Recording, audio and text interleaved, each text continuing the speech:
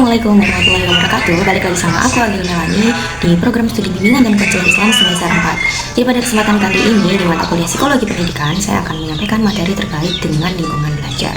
Baik, di slide pertama di sini ada pengertian dari lingkungan belajar. Jadi menurut Sandrock bahwasannya lingkungan belajar merupakan tempat siswa untuk melakukan proses pembelajaran mencakup fisik, sosial dan psikologisnya guna mempengaruhi perkembangan serta proses pembelajaran pada siswa, di mana lingkungan belajar ini merupakan suatu keadaan yang dihadapi oleh siswa dalam proses pembelajaran, baik itu di lingkungan sekolah maupun di lingkungan rumah.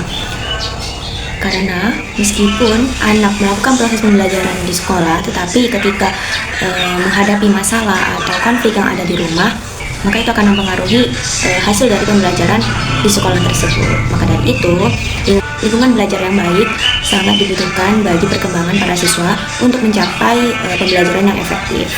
Di sini ada komponen dari lingkungan belajar, di mana yang pertama ada lingkungan fisik untuk membantu meningkatkan fokus dan keterlibatan antar siswa. Dimana ketika ruangan kelas itu didesain atau disusun dengan interior yang bagus, yang rapi, dan pada saat ada kerusakan yang terjadi di ruangan kelas, kemudian dari pihak sekolah langsung memperbaikinya, sehingga membuat siswa itu bisa lebih fokus saat proses pembelajaran.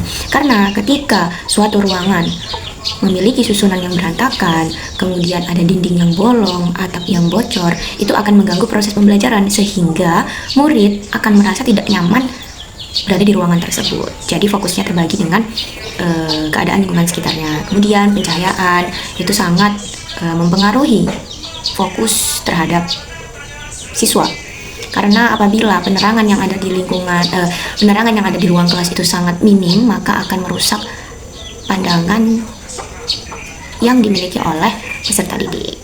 Kemudian yang kedua di sini ada lingkungan sosial, di mana Sandrock menekankan bahwasannya penting untuk menjalin hubungan yang positif terhadap lingkungan sekitar guna meningkatkan motivasi belajar dari peserta didik tersebut. Di mana ketika peserta didik menjalin hubungan yang baik, memiliki komunikasi dan interaksi yang baik dengan lingkungan sekitar, baik pada teman-temannya maupun guru yang ada di sekolah, itu akan membuat dia merasa diterima baik, merasa dihargai oleh lingkungan sekitar, sehingga semangat untuk datang ke sekolah menuntut ilmu akan meningkat. Begitupun sebaliknya, apabila seorang siswa tidak menjalin hubungan yang baik dengan lingkungan sekitar, interaksi dengan teman-temannya itu terbatas, akan membuat dia merasa malas untuk datang ke sekolah, sehingga peran dari guru sangat dibutuhkan untuk mengawasi atau memantau perkembangan dari para siswa saat di sekolah. Apakah seluruh siswa sudah memiliki komunikasi yang baik dengan lingkungan sekitarnya atau belum? Itu akan mempengaruhi hasil pembelajaran di akhir nanti. Nah, kemudian di sini ada lingkungan psikologis atau iklim pada siswa, di mana ketika siswa mengalami iklim yang positif, maka akan membuat siswa lebih aktif dan lebih percaya diri. Karena ketika seorang individu merasa aman dan nyaman terhadap lingkungan sekitar, ia akan percaya diri sehingga keaktifan yang ia miliki akan meningkat. Beda dengan seorang individu yang merasa tidak nyaman dengan lingkungan sekitar, ia akan mengurung diri dan bahkan untuk mengeluarkan pendapat saja dia akan malu. Maka dari itu, sebagai seorang pendidik, bisa berperan untuk membangun kenyamanan bagi seluruh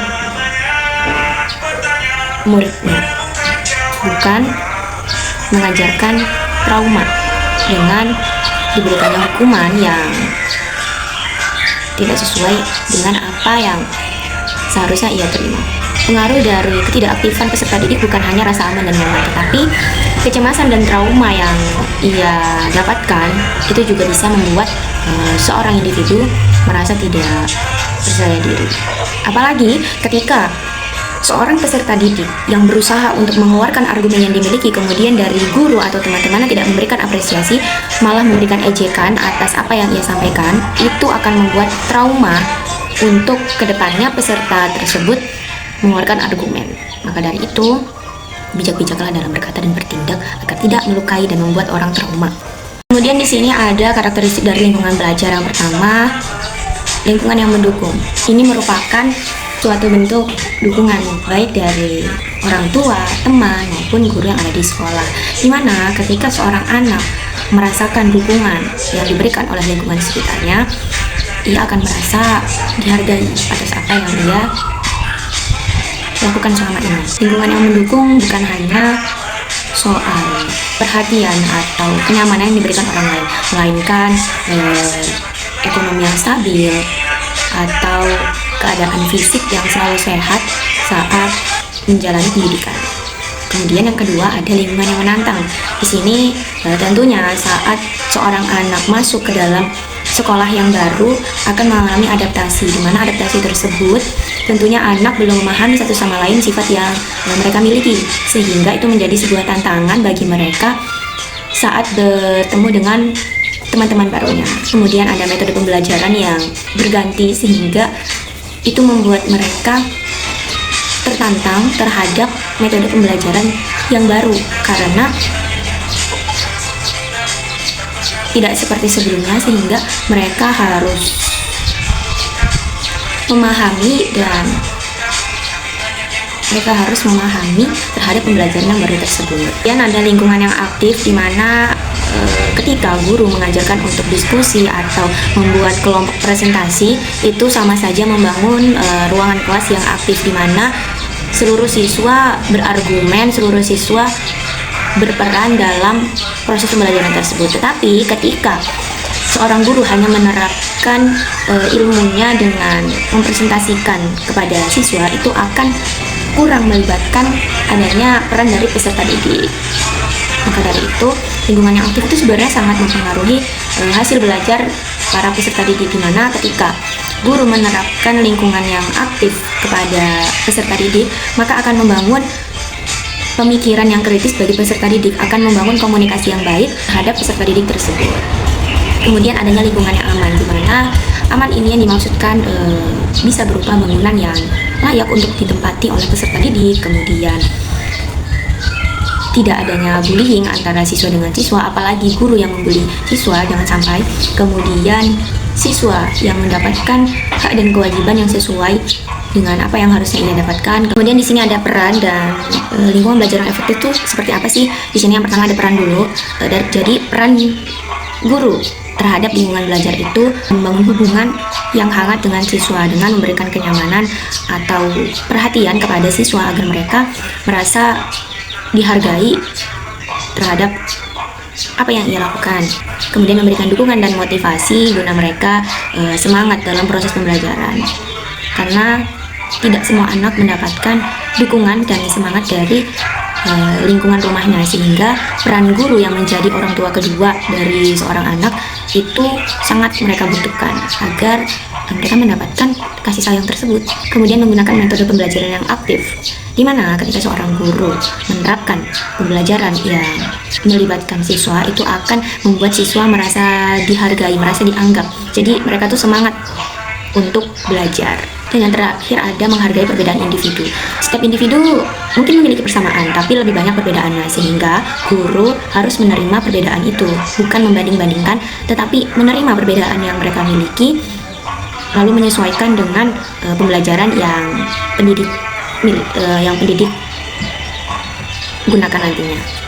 Dan di sini ada lingkungan belajar yang efektif. Yang pertama itu terstruktur tapi fleksibel, di mana meskipun mereka proses pembelajarannya itu memiliki susunan struktur yang sudah ditetapkan, tetapi sifatnya tetap fleksibel, tetap santai, dan akan mengalami perubahan ketika ada seorang peserta didik yang tidak mampu untuk menjalani struktur tersebut.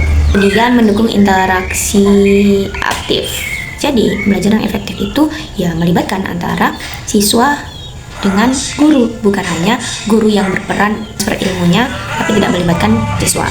Mendorong berpikir kritis dan kreatif. Dengan apa? Dengan melibatkan siswa, dengan memberikan tugas kelompok atau tugas diskusi agar semua siswa diberi kesempatan untuk menyampaikan argumen yang dimilikinya. Kesimpulannya, jadi menurut Sandrock bahwasanya lingkungan belajar itu merupakan faktor penting dalam keberhasilan pembelajaran, di mana lingkungan belajar yang baik itu bukan hanya soal pemahaman materi saja, melainkan juga dari perkembangan sosial, perkembangan emosional, dan bahkan motivasi siswa. Jadi, proses pembelajaran itu bukan hanya persoalan mentransfer ilmu dari guru terhadap muridnya, tetapi juga ada perkembangan sosial dan emosional yang harus guru ajarkan terhadap siswa dengan teknik pembelajaran yang mungkin disesuaikan dengan kemampuan para peserta didik atau adanya model pembelajaran yang baru agar mereka merasa diberi kesempatan untuk memahami pembelajaran yang ada, karena tidak semua satu pembelajaran tidak menjamin semua peserta didik paham. Maka dari itu diadakannya model pembelajaran berbeda-beda agar peserta didik lain itu diberi kesempatan untuk memahami materi yang ada, karena sebelumnya dia tidak paham dengan model pembelajaran yang diterapkan. Oke, mungkin cukup sekian penyampaian materi dari saya terkait dengan lingkungan belajar. Kurang lebihnya mohon maaf yang sebesar-besarnya. Jika ingin diperlakukan baik, maka tanamkanlah pada diri sendiri untuk memperlakukan baik kepada orang lain. Cukup sekian dari saya. Wassalamualaikum warahmatullahi wabarakatuh. Bye-bye.